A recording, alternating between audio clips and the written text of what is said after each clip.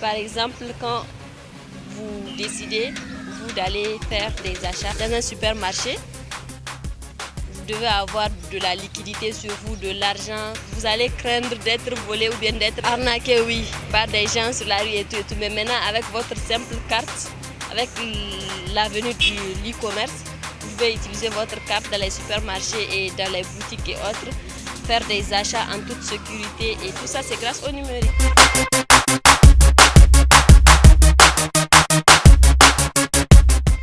Je dirais bien que j'ai une bonne expérience de ces modèles ou bien de ces services que nous offre aujourd'hui le numérique, à savoir par exemple Orange Money. C'est un service que j'apprécie bien parce qu'aujourd'hui, étant sur place, je peux envoyer de l'argent à mon ami qui est dans un autre pays, qui n'est pas forcément avec moi, et elle va recevoir cet argent en toute sécurité et nous sommes satisfaits.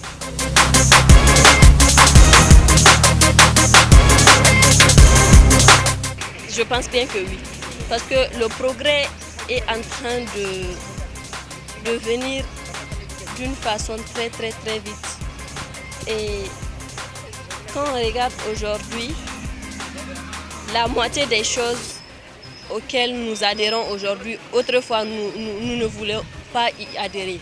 Et je pense que les gens vont finir par s'habituer à accepter cette monétisation utilisée, comme on dit, le Bitcoin, qui est une monnaie virtuelle, car ça a beaucoup d'avantages.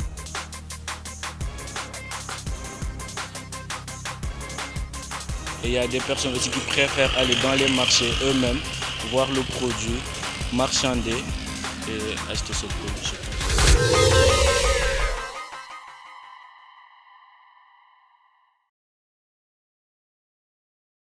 Les crypto-monnaies, je sais que c'est des monnaies qui utilisent une technologie qu'on appelle la blockchain et qui consomment vraiment de l'énergie. Donc je ne pense pas que pour le moment on puisse parler de ça en Afrique. Parce que non seulement on a des problèmes d'électricité, bon aussi nous avons une culture qui fait que nous n'avons pas assez confiance à tout ce qui est Internet en fait.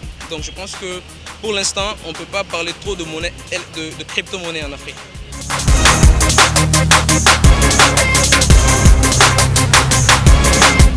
Bon, je sais pas exactement, c'est juste que je sais que ça englobe pas avec l'argent, mais je sais pas exactement ce que c'est.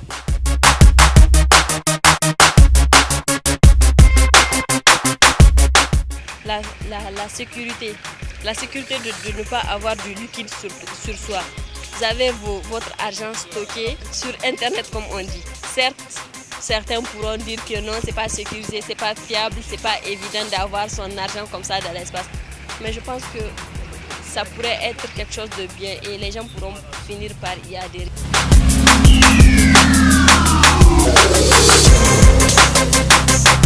Je préfère faire les transferts avec mon téléphone parce que c'est plus rapide et plus efficace. Ça me permet de gagner du temps. Je préfère le faire avec mon téléphone parce que c'est plus rapide. La personne peut l'avoir à tout moment et la banque n'aura pas cette facilité. Le Bitcoin existe depuis 10 ans maintenant, même si en Afrique on n'en parle que depuis peut-être 2 ou 3 ans. Et c'est encore à l'état embryonnaire pour certains, en tout cas certains acteurs qui en parlent, mais de manière très timide, quoi.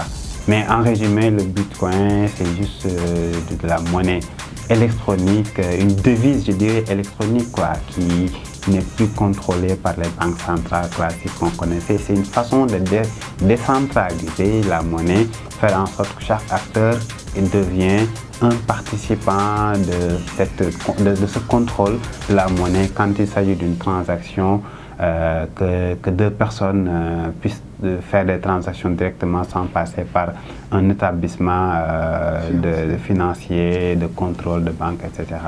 Alors moi je reste un peu prudent quand même parce que le Bitcoin est très complexe dans sa mise en œuvre. Et aussi pour des raisons de sécurité, il y a quand même pas mal de choses à revoir. Moi, je pense que la monnaie physique va disparaître, là je le sais, mais peut-être pas avant 10 ans, en tout cas en Afrique. Mais pour qu'on aille jusqu'à la monnaie Bitcoin, entre guillemets monnaie, hein, parce que ce n'est pas réellement une monnaie, je pense que peut-être que son utilisation va être là, parce que quand même, avant-hier, j'ai entendu à la radio un spécialiste qui disait qu'il y a au moins 5000 devises, entre guillemets, en Bitcoin qui existent, ce qui fait que c'est de la monnaie hyper locale, c'est-à-dire on fait en sorte que dans chaque localité, dans chaque secteur d'activité, on a des monnaies électroniques qui existent.